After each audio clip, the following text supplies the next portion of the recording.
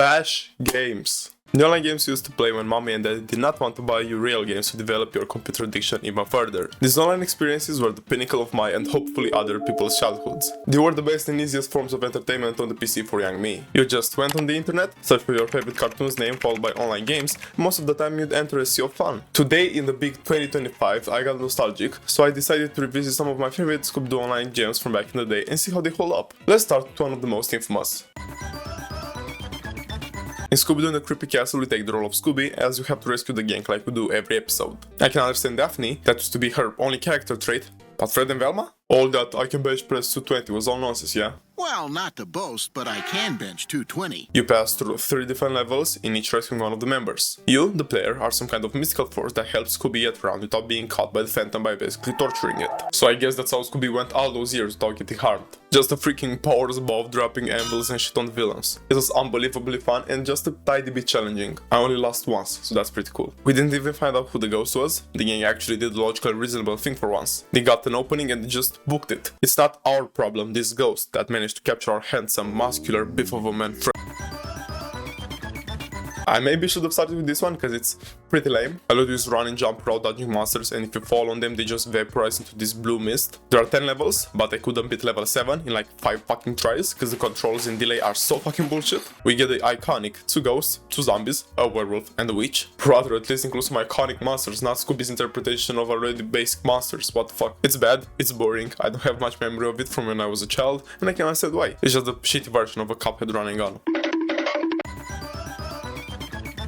This game was made for the second live-action movie, the nostalgia-filled one. And it's basically an escape room. I love those. This one was probably my favorite one out of the bunch. Scooby is trapped in the Coulsonian Museum because he chased Square or whatever stereotypical shit dogs do. So you once again have to act as the mystical force that's out there to protect Scooby's innocent soul. You have to pass through 3 different rooms and this boring-ass ladder climbing simulator to escape from the most dangerous monster in the universe, the Cotton Candy Glob. I love the part where I was too lazy to find a safe code and I just did it the good old-fashioned way. If 10 broke, don't fix it. But above all, the most infamous part of this game is the sarcophagus jump scare that would have probably scared the shit out of me if I hadn't experienced it already a decade ago.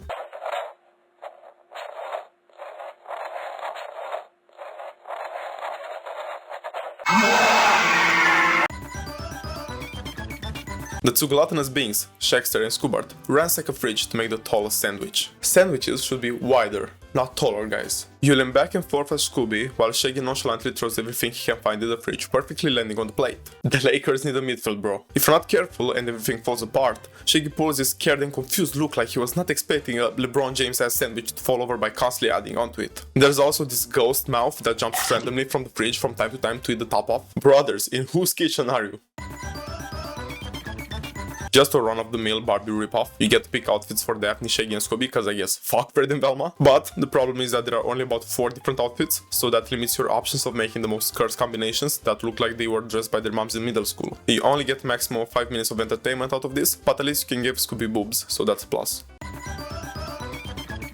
I've never played this one as a kid, but it intrigued me. The only problem was I couldn't make it full screen, so I just had to squint my eyes like your 80-year-old grandma sitting in front of the TV. The gameplay is very Game Boy-like, and you have to go through 3 different zones: the docks, the beach, and the caves, in order to stop the ghost pirates. A ghost ship just randomly anchored in the port and no one is doing anything. You go to the docks, find a shovel and a metal detector and get clues that don't help you with anything other than feeding your inner Sherlock Holmes. You go to the beach to use the shovel and metal detectors to find keys and batteries, which you use in the caves to see more than a meter in front of you and open multiple doors to find the pirate's lair, where you have to dig multiple holes and bait the AI into falling in so you do win. It's also funny that when a pirate catches up to any of your characters, they just die. You cannot use them anymore, like, bye Fred. That 220 bench press really helped you, right? I originally wanted to close it when I saw that I couldn't make it full screen, but I gave it a shot and it was really worth it. It only took me like 15 minutes to complete and I'm not gonna lie, I had fun. For the last 3 games I'm going to present, I've saved the most interesting ones, because they were made in parts. 1 in 3 parts and 2 in 4 parts, like Marvel arc. Let's go from worst to best. This game has like a 4-minute intro animation where Shaggy and Scooby are at a theater in England. The Queen is also there. That's the Queen of England! The Queen? We legit have the Queen of England in fucking Scooby-Doo. You can't make this shit up. They were attending a Christmas carol play and the ghost stole the royal jewels, cause the Queen just goes out openly with them like that. She asks for the duo's help because they are kind of renowned as monster mystery solving professionals, and as a reward, if they get back the jewels, she'll invite them to the royal feast, with every food conceivable and unlimited portions. And of course their gluttonous asses accept that offer. Unlimited?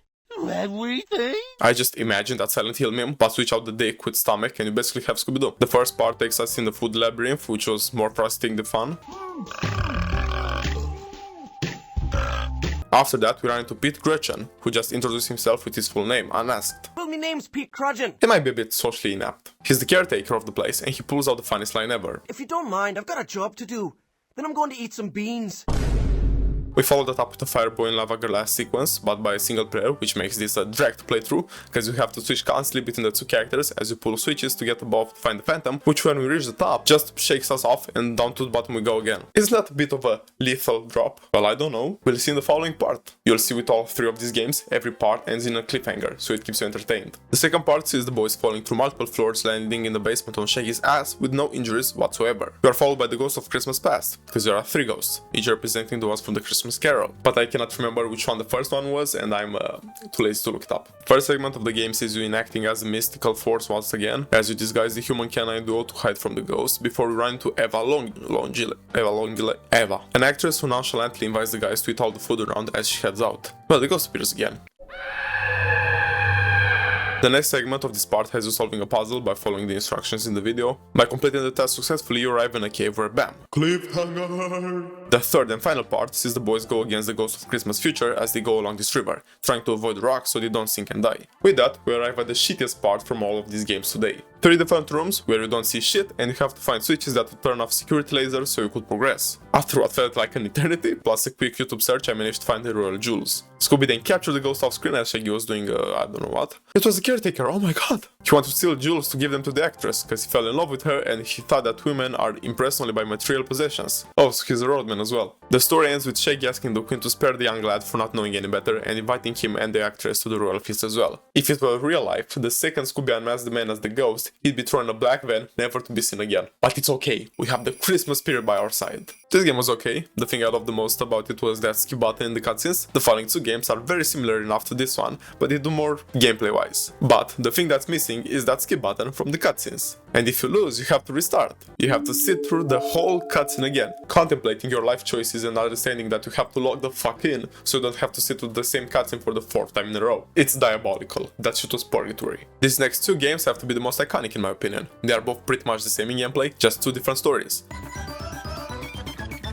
The first, Scooby-Doo Horror of the High Seas, sees Scooby and Shaggy out on a cruise ship when a mysterious ghost vessel arrives. Come on, buddy!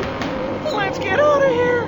You play as the two characters at the same time. Yes, they are basically confined to one another and you spam the click button to try to interact with everything you see, or better said, the stuff that's clearly had more animation put into it. Like, I wonder which objects am I allowed to interact with. I love this type of gameplay, it's refreshing, and at the end of both games you have to set traps for the villains, which is so reminiscent to me of the torture Tom put Jerry through in those other nostalgic Flash games. Man, did I have a weird childhood. Whilst you are still on board, trying to deceive the pirates, you encounter the captain of the ship before this random alien looking like monster has you cornered, oh my god. Cliffhanger! And how far apart were this released? I need to know if there were kids genuinely thrilled waiting for the following parts. A few minutes later. Well, I couldn't find anything on Scoobypedia, and if it's not there then God knows where I could find it. In part 2, the alien was revealed to be a person in a scuba suit, it being Carolyn Moore, a diving expert. She feels like it's her job to take down the pirates. Like, okay girl, slow down, you watch too many animes. So she takes Scooby and Shaggy down on her.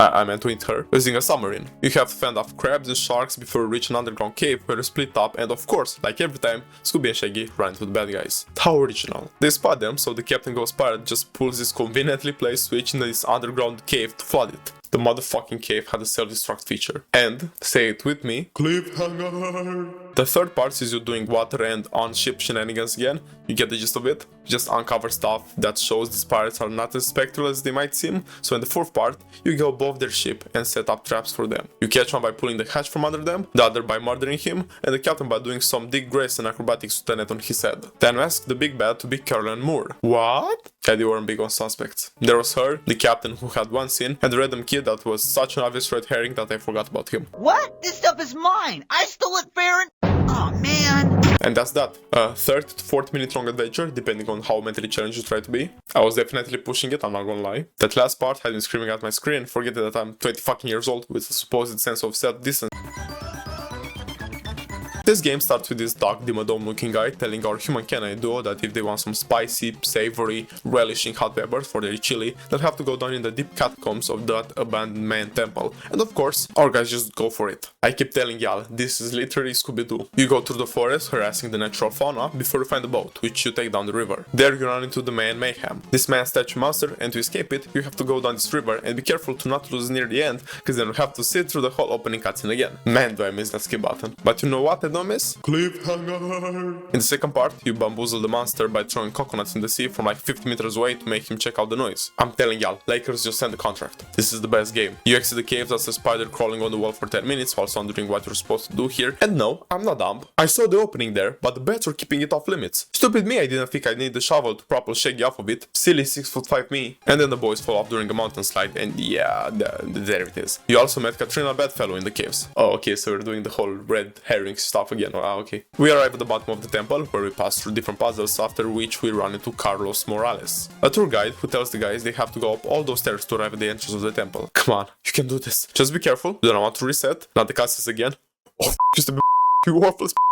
I love Scooby-Doo. In the last part you pass through more puzzles and then you find these interesting looking peppers. That's some Dr. Seuss looking consumables and they are also made of plastic. And now, only now, do Shaggy and Scooby realize something is wrong. Not when they went through this journey through the jungle and the temple whilst having to dodge wild animals and get away from a man monster just to get some fucking hot peppers. But no, the fact the peppers were fake. That's where they draw the line. This whole mystery solving shenanigans have gotten these two guys way too desensitized. So they set up a goofy trap to capture the main monster and oh my god, this Doc Dimmadome. I forgot about him. Wait, where the hell did he hide that lingot? What matters is the day is saved and now all 4 remaining souls indulge in a hot bowl of chili, as all great adventures should end. Wow! I can't believe you and I traveled all the way to Guatemala to find the hottest hot pepper in the world just so we could make some really great chili. To wrap everything up, I had a pretty fun time today. As a kid I kind of took it for granted. Nowadays the shittiest indie games will take you back 20 bucks, and back in the day you had all this pretty up-to-date content for its time, just free online. And these last 3 entries were super well produced, with cutscenes, plots and voice acting by what I assume is the main cast, cause it sounded very on point. Woohoo! We did it! All these games were a pinnacle of my childhood, and I'm so glad I could revisit them today and have a jolly good time. If there are any that I missed which made your childhood that much better, leave them in comments below, I'd love to go through them. Until next time, have a good day guys, stay safe, bye. Cliffhanger!